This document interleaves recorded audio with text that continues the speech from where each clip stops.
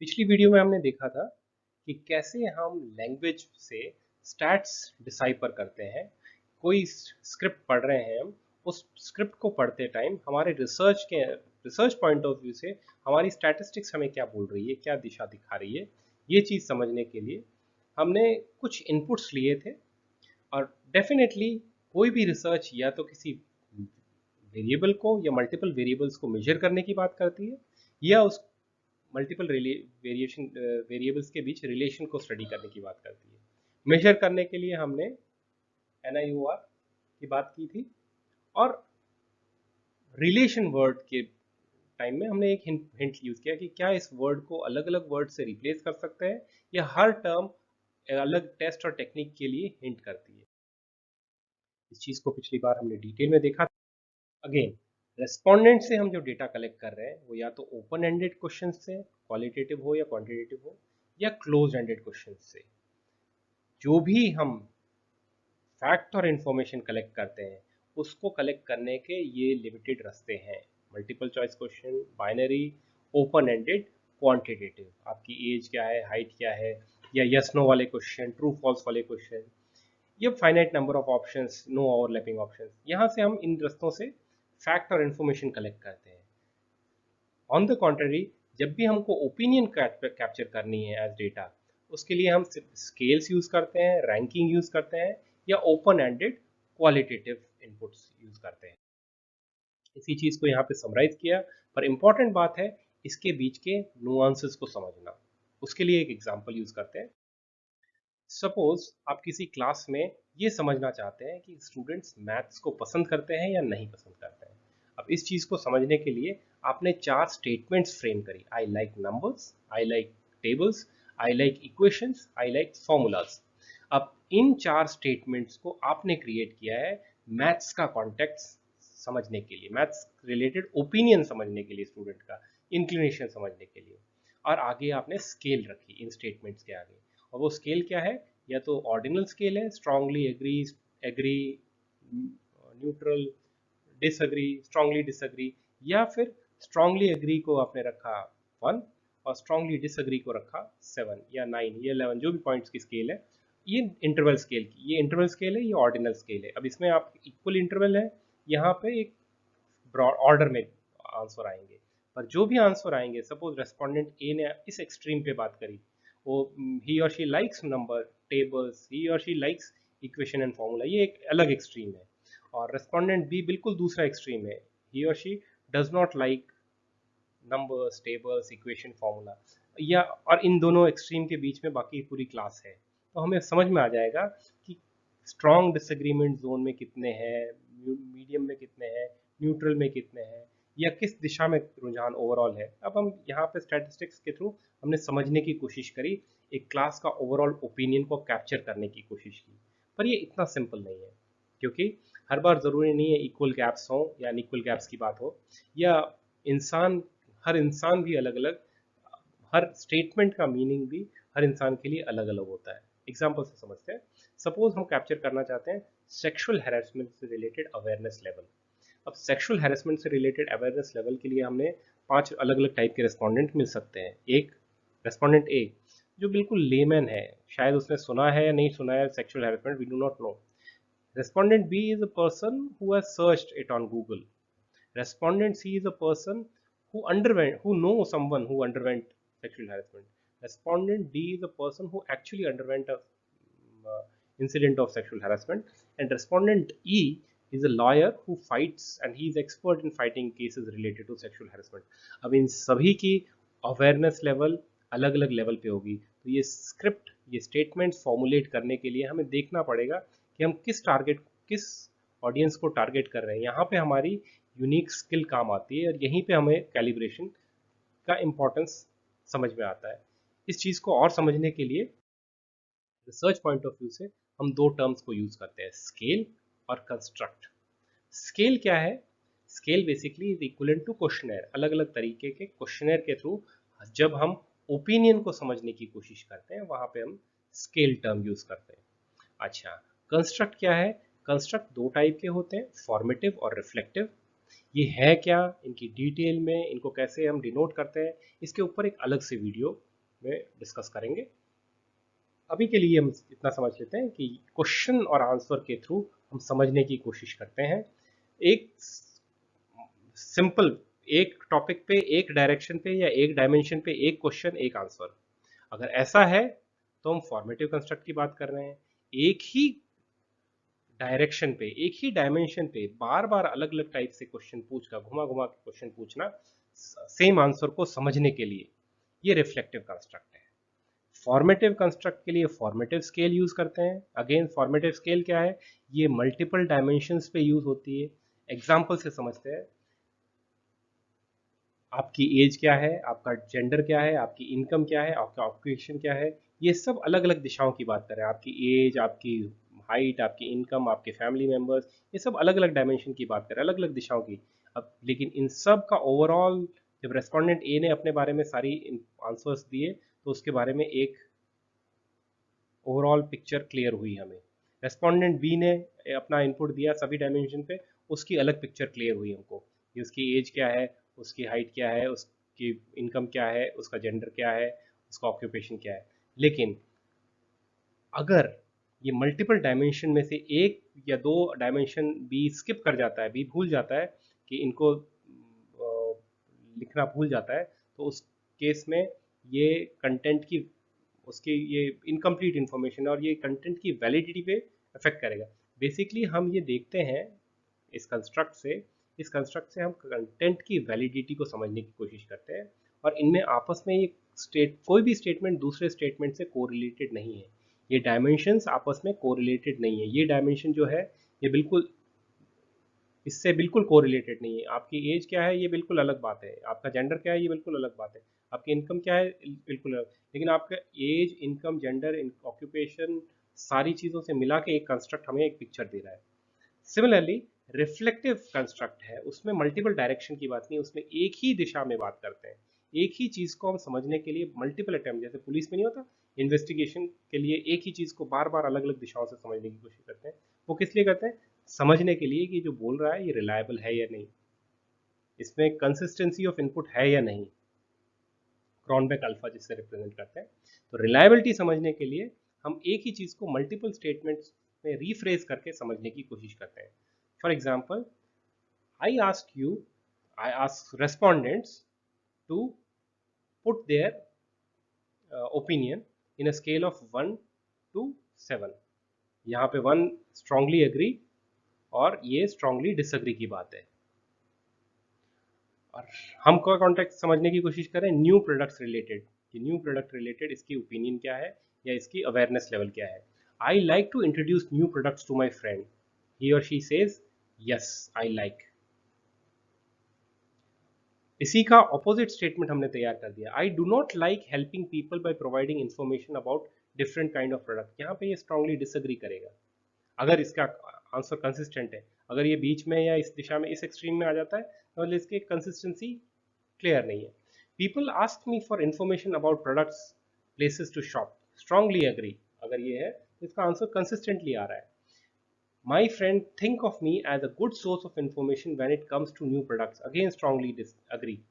अगर ये कंसिस्टेंट आ रहा है तो जो रीफ्रेज करके ऑपोजिट स्टेटमेंट दिए उसमें भी अलग ऑपोजिट डायरेक्शन दिए, तो यस कंसिस्टेंट इनपुट्स आ रहे हैं। और ये सब रिफ्लेक्टिव कंस्ट्रक्ट को हम एमओएस सॉफ्टवेयर से स्टडी करते हैं, जो अभी हम डिस्कस नहीं करेंगे इस वीडियो में। आगे बात करते हैं डिफरेंस वर्ड की, हाइपोथेसिस टेस्टिंग से रिलेटेड बात, डिफरेंट जो टर्म यूज करी थी उस पर बात करते हैं। पहले ये समझ लेते हैं कि डेटा हमारा मेट्रिक या नॉन मेट्रिक हो सकता है। हमने पहले देखा हुआ है इसको, मेट्रिक डेटा अलग अलग तरीके से कलेक्ट हो सकता है, नॉन मेट्रिक डेटा अलग अलग तरीके से कलेक्ट हो सकता है। उसका एक ब्रीफ समरी है। जब भी हमारा अगर वेरिएबल 1 है रिसर्च में तो हम एक लिमिटेड चीज़ें कर सकते हैं, और अगर वेरिएबल 1 है तो भी दो केस बनते हैं। पहली बात, वेरिएबल नॉन मेट्रिक है, अगर नॉन मेट्रिक वेरिएबल है तो काउंट और परसेंटेज की डिस्क्रिप्टिव स्टैटिस्टिक्स में हमारी रिसर्च कन्फाइंड है। लेकिन अगर डेटा मेट्रिक है उस केस में हम मीन, मीडियन, सिग्मा, ये सब डिस्क्रिप्टिव स्टैटिस्टिक्स यूज कर सकते हैं। मीन एक इम्पॉर्टेंट स्टैटिस्टिक है, ये सारी चीज़ों सारी चीज़ें इसी पे ज़्यादातर डिपेंड करती है, T test, F set, correlation, regression coefficient. Suppose एक क्लासरूम की एज, एवरेज एज क्लासरूम में स्टूडेंट्स जो हैं उनकी एज है 20 ईयर्स। तब ये 20 ईयर्स क्या रिफ्लेक्ट करता है कि उसमें एवरेज एज एक स्टूडेंट की 20 ईयर्स है, बस इतना ही मीनिंग कन्वे हो रहा है। पर अगर इसमें वेरिएशन है या नहीं, डेटा में कितना वेरिएशन है, ये समझने के लिए हम सिग्मा यूज़ करते हैं। सिग्मा बेसिकली उसका थंब रूल है, अगर मीन का 1/4 से कम है सिग्मा की वैल्यू, ध्यान दीजिए, अगर मीन के 1/4 से कम है सिग्मा की वैल्यू, सपोज क्लास की एवरेज एज 20 थी और सिग्मा की वैल्यू 5 आ रही है, तो इसका मतलब है डेटा बहुत ही होमोजीनियस है। क्लास में ज़्यादातर स्टूडेंट की एज 19, 18, 17, 20, 21, 22, इसके बीच बीच में आसपास में सेपरेटेड सेग्रीगेटेड है, और most of the students are near 20। लेकिन ऑन द कॉन्ट्री क्लास की एवरेज एज 20 है और सिग्मा की वैल्यू 1/4 ऑफ मीन से ज़्यादा है, लेट्स से 7, 8, 10, 9, 11, 12, उस केस में इसका मतलब क्या हुआ कि क्लास में बहुत ही हेट्रोजीनियस डेटा है। एक स्टूडेंट हो सकता है, एवरेज एज तो पूरी क्लास की 20 ईयर्स है, लेकिन एक स्टूडेंट 5 साल का, 7 साल का, 8 साल का हो सकता है, 90 ईयर्स, 80 ईयर्स, बड़े बड़े, बहुत ही बड़े वेरिएबल, वेरिएशन बहुत बड़ा है एज का। एग्जाम्पल हाइपोथेटिकल है, पर एक चीज़ समझ में आती है, जब डेटा होमोजीनियस है तो प्रिडिक्शन अच्छा रहेगा। डेटा में वेरिएशन बहुत ज़्यादा है तो प्रिडिक्शन बहुत वीक होगा। जो क्लास में एक या दो एलिमेंट, सपोज एक एवरेज एज 20 वाली क्लासरूम के अंदर एक 90 ईयर्स का इंसान स्टूडेंट बैठ जाता है, तो उसे हम आउटलायर कहेंगे। उस एक डेटा पॉइंट से पूरा मीन इफेक्ट हो गया। याद रखिए, आउटलायर सिर्फ मीन को इफेक्ट करता है, मीडियन को नहीं इफेक्ट करता। नॉर्मेलिटी का मतलब नो आउटलायर, आउटलायर का मतलब नॉर्मेलिटी इफेक्ट होगी। और आउटलायर हमेशा हमेशा रेशियो डेटा में रहेगा। आउटलायर कभी भी नॉमिनल, ऑर्डिनल, इंटरवल ऐसे डेटा में हो ही नहीं सकता। सपोज मैं आपसे पूछता हूँ 1 is for male, 2 is for female and 3 is for transgender, ये हमने तीन चीज रख ली है। अब इस ये नॉमिनल है, ये नॉमिनल स्केल पे हम स्टडी कर रहे हैं, और अगर किसी ने रेस्पॉन्स का आंसर में 7 लिख दिया तो ये मीनिंगलेस है। ये दोनों तीनों कैटेगरी का आउटलायर थोड़ी है। सिमिलरली ऑर्डिनल में हमने कोई स्केल रखी, 1 से लेके 7 की स्केल रखी है, और रेस्पॉन्स ऐसे रखे हैं, स्ट्रांगली एग्री से डिसएग्री का। उस केस में अगर आज कोई आंसर में लिख लेता है 77 या 15 या 17, इसका मतलब ये स्केल के बाहर है, इसका मतलब ये आउटलायर नहीं है, ये मीनिंगलेस इनपुट है। सिमिलरली एक टर्म यूज होती है मल्टी कोलिनियरिटी, इस पर हम डिटेल में बाद में बात करेंगे। अभी हमको इतना चीज क्लियर होगी कि एक वेरिएबल जब होगा, अगर वो मेट्रिक होगा तो उसमें क्या चीज है, नॉन मेट्रिक होगा उसमें क्या है। सेकेंड केस, अगर दो वेरिएबल है, बाईवेरिएट की बात हमने पिछली वीडियो में करी थी, दो वेरिएबल है और दोनों मेट्रिक है, उस केस में क्या यूज होगा और क्यों यूज होगा। अगर दोनों में से एक भी नॉन मेट्रिक है, उस केस में क्या होगा, और दोनों नॉन मेट्रिक है तो उसमें क्या यूज करेंगे और क्यों यूज करेंगे। इस ये वीडियो और नेक्स्ट वीडियो इसी डिटेल पे आगे बात करेंगे। अगर दोनों मेट्रिक हैं तो इसका मतलब वो मेट्रिक ऑपरेटर्स के अंदर, मेट्रिक वेरिएबल्स में हम प्लस, माइनस, मल्टीप्लिकेशन, डिवीजन, सारे ऑपरेटर्स लगा सकते हैं। इसका मतलब ये हुआ कि यहाँ पे बहुत स्ट्रॉन्ग रिलेशन वर्ड यूज करेंगे, और रिलेशन वर्ड जो यूज कर रहे हैं, रिलेशन बहुत हैवी, बहुत स्ट्रॉन्ग वर्ड है। क्यों? क्योंकि यहाँ पे कोरिलेशन 3 से 4 अजम्पशन, 2 से 3 अजम्पशन पे डिपेंड करता है, रिग्रेशन 10 अजम्पशन पे डिपेंड करता है। इसका मतलब प्रिडिक्शन बहुत हाई या हाई लेवल के प्रिडिक्शन के साथ हम बात कर रहे हैं, इसलिए वर्ड यूज करते हैं रिलेशन, और जो स्टैटिस्टिक्स यूज करते हैं कोरिलेशन या regression. Second case, second and third case in fact, अगर डेटा मेट्रिक, एक वेरिएबल मेट्रिक और दूसरा नॉन मेट्रिक है, उस केस में हम टी स्टैटिस्टिक्स और एफ स्टैटिस्टिक यूज करते हैं। और यहाँ पे हम जो वर्ड यूज करेंगे, डिफरेंस वर्ड यूज करेंगे। क्यों? क्योंकि यहाँ पे लिमिटेड 3 अजम्पशन पे सारी कहानी है। Prediction moderate. Finally non metric data variable है दोनों, उस केस में हम सिर्फ काई स्क्वायर यूज करते हैं और वर्ड यूज करते हैं एसोसिएशन, क्योंकि एक ही अजम्पशन पे बेस्ड है, और यहाँ पे प्रिडिक्शन बहुत कम लेवल का है। और डिटेल में हम अभी एंटर करते हैं नेक्स्ट स्लाइड ऑनवर्ड्स, पर अभी के लिए समझ लेते हैं कि ये डिफरेंस वर्ड क्या बात करता है। बेसिकली ये कैलकुलेटेड वैल्यू और टेबल वैल्यू के बीच में नल हाइपोथेसिस को एक्सेप्ट करने का एक रास्ता है।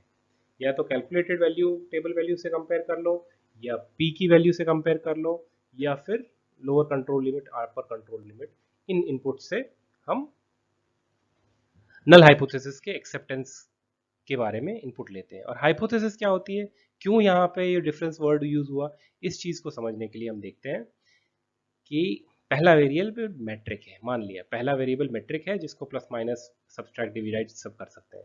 दूसरा वेरिएबल क्या है, नॉन मैट्रिक। नॉन मैट्रिक मतलब उसमें कैटेगरीज हैं, कैटेगरी मिनिमम कैटेगरी 2 सपोज। तो ये यहाँ पे कह रहा है नल हाइपोथेसिस की स्टेटमेंट ही ये कहती है there is no significant difference between variable 1 of category A and category B. मतलब कि क्लास में जो बच्चों की एज अब मैट्रिक, एज मैट्रिक है, एज मैट्रिक वेरिएबल है, जो एज है या मार्क्स है, सपोज मार्क्स है, जो मार्क्स तो मैट्रिक वेरिएबल है, प्लस माइनस सब्सट्रैक्ट डिवाइड सब कर सकते हैं।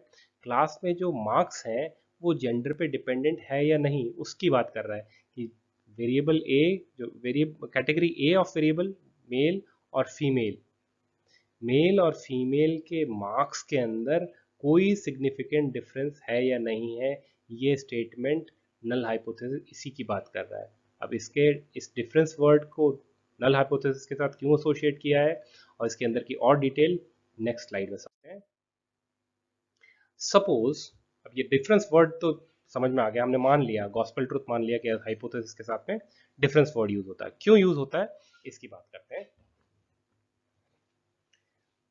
सपोज नेचर में हम देखते हैं अलग अलग पेड़, अलग अलग पत्ते, अलग अलग फ्रूट्स, उन फ्रूट्स को और उनको हम देखते हैं, देखते ही समझ में आ जाए कि ये सारे एक फैमिली के हैं। सपोज नींबू है, नीम की पत्ती है, कोई भी मैंगो है, एक ही पेड़ पे लगने वाले सारे मैंगो एक जैसे नहीं होंगे, they will not be identical, they will be similar but they will not be identical. सबकी साइज अलग होगी, हो सकता है कोई कम पका है, कोई ज़्यादा पका है, किसी का कलर अलग है, किसी की चोंच अलग है। यहाँ पे पर फिर भी हम देखने के बाद में हम समझ सकते हैं कि ये जो वेरिएशन है एग्जैक्टली आइडेंटिकल तो नहीं है, लेकिन ये जो वेरिएशन है ये नेचुरल डिफरेंस के कारण है, ये नेचुरल है। लेकिन उधर ही आम की टोकरी में एक बहुत बड़ा संतरा या बहुत बड़ा तरबूज रखा हुआ है, तो हम कह देते हैं नहीं नहीं नहीं नहीं, सारे तो आम है, लेकिन ये जो डिफरेंस है ना, इसके लिए कोई असाइनेबल कॉज है, इसका साइज भी अलग है, वेट भी अलग है, कलर भी अलग है, इसका टेक्सचर भी अलग है, मे बी टेस्ट अलग है। सारी चीजें देख के हम बोलते हैं yes there are major variances and those major variances have an assignable cause.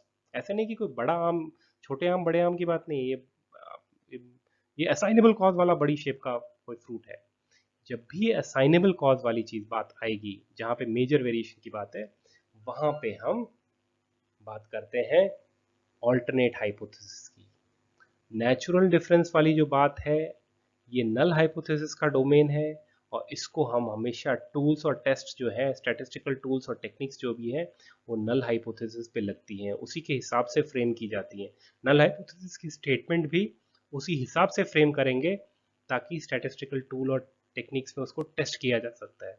On the contrary, जो असाइनेबल कॉज वाली बात कर रहे हैं हम, वो हमेशा हमेशा उसको हम रिव्यू ऑफ लिटरेचर के डोमेन में रखते हैं।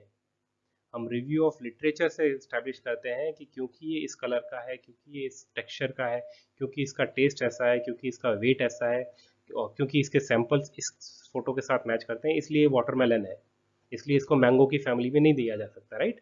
ये असाइनेबल कॉज वाला ये बात है, ये ऑल्टरनेट हाइपोथेसिस का डोमेन है। और थोड़ा डिटेल्स के साथ में और चीज के साथ समझते हैं। बेसिकली यहाँ पे हम डिफरेंस की बात कर रहे हैं कि वेदर डिफरेंसेस आर माइनर और नॉट, क्या ये डिफरेंसेस माइनर है या नहीं। सेकंड बात, क्या ये डिफरेंसेस नेचुरल है या असाइनेबल कॉज के साथ में है। सपोज शाम का कहना है कि राम ने मेरे साथ मैन हैंडलिंग करी, मारपीट करी मेरे साथ में, शाम का ये कहना है, और शाम कोर्ट में जाता है और कोर्ट में जाके बोलता है कि शाम ने मेरे साथ मैन हैंडलिंग करी, उसको सजा दें। तो कोर्ट, पहली बात, जो भी टेस्ट टूल टेक्निक्स लगाएंगे वो नल हाइपोथेसिस है, तो कोर्ट ये कहेगा कि not guilty till proven, principle of natural justice है कि जब तक इसके आरोप आप सिद्ध नहीं कर देते तब तक इसको कोई सजा नहीं होगी और इसको गिल्टी नहीं माना जाएगा, he is absolutely not guilty. अब इन चीज़ों को रिप्लेस करते हैं।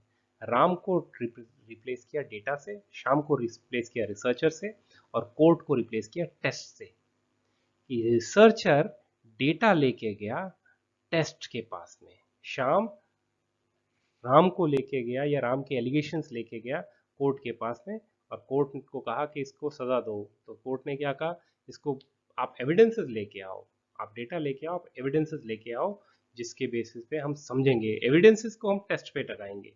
हो सकता है राम की गवाही हो, और भी लोग जो प्रेजेंट है उनकी गवाही हो, ये अपने घाव दिखाए, वीडियोग्राफी दिखाए, जो भी चीज़ें, अब वो जो डेटा है उस डेटा के बेसिस पे प्रूव या डिस्प्रूव होगा। अब ये प्रूव या डिस्प्रूव का डोमेन नल हाइपोथेसिस का डोमेन है। Shyam as a researcher, Shyam और researcher has to prove it with evidence that Ram or data manhandled him to prove in front of court.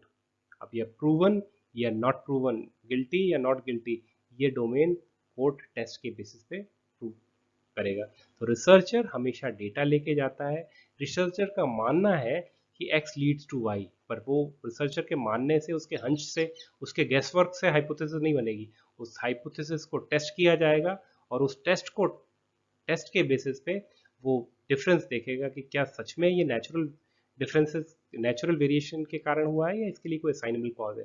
Court भी यही देखता है कि ये जो छोटी मोटी चोट आप दिखा रहे हैं ये नेचुरल है, या आप जो बता रहे हैं कि आपको इस तरीके से, इस हथियार से, इस वक्त, इस जगह पे मारा, तो ये मेडिकल रिपोर्ट भी इसको सस्टेन कराती है या नहीं। यहाँ पे यही डिफरेंस की, ये नेचुरल और असाइनेबल कॉज के डिफरेंस की बात हो रही है, इसीलिए वर्ड डिफरेंस यूज होता है। और यही चीज़ हम पी वैल्यू में, सिग्निफिकेंस लेवल में, यहीं पे इन डिफरेंसेस की ही बात करते हैं। और एक एनालॉजी से समझ लेते हैं कि डिफरेंस वर्ड जो है हमेशा T statistic, Z, F, chi square सभी जगह पे यूज़ करते हैं। और यहाँ पे डिफरेंस में हम बेसिकली, हम एक्सपर्ट नहीं हैं अंदर की डिटेल के, लेकिन हमने एक स्टैटिस्टिकल टूल बना लिया जिससे हम समझ सकते हैं कि ये इतने से ज़्यादा डिफरेंस आए तो नेचुरल है, इतने से कम आए तो हमें समझ में आ गया कि इसके लिए कोई असाइनेबल कॉज दिया जा सकता है। वैसे ही जैसे कि हम मेडिकल रिपोर्ट में देखते हैं, ब्लड टेस्ट या यूरिन टेस्ट या कुछ भी लेके जाते हैं तो उसमें अलग अलग पैरामीटर्स होते हैं। हर पैरामीटर के ऊपर blood, RBC, platelets, white blood cell, जो भी बिल्बुमिन, वो सारी, और उनमें हमें में भी शायद पता नहीं हो कि वाइट ब्लड सेल क्या है, प्लेटलेट्स क्या है, क्या फंक्शन है, पर ब्रॉडली हम उनको देखते हैं। या उस रिपोर्ट, वो रिपोर्ट बड़ी ऑब्जेक्टिवली अलग अलग चीज़ों के लेवल को रेंज में क्लासिफाई करती है। इतने से, अगर इतने के बीच में है तो इसका मतलब हेल्दी है, इतने से के ऊपर है तो इसका मतलब रिस्की फैक्टर है। तो वो blood sugar level, platelet count, उन सब के बेसिस पे टेस्ट से हम हाइपोथेसिस टेस्ट करते हैं कि क्या ये जो आपकी बॉडी के सैंपल है, और एक हेल्दी बॉडी में आइडियल जो लेवल होना चाहिए, उसके calculated value is equal to table value और नॉट।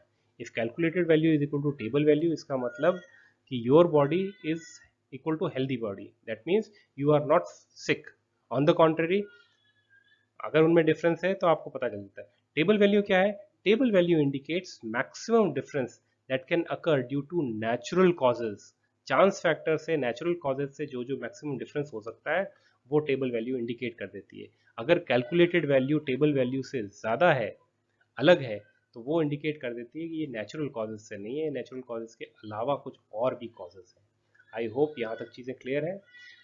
डिफरेंस वर्ड जब यूज़ करेंगे, T test statistics, Z, F, chi square की बात कर रहे हैं हम कहीं ना कहीं। रिलेशन वर्ड जब यूज़ करेंगे, टेक्निक, तो कोरिलेशन रिग्रेशन की बात कर रहे हैं। इसको और डिटेल में नेक्स्ट वीडियो में समझते हैं।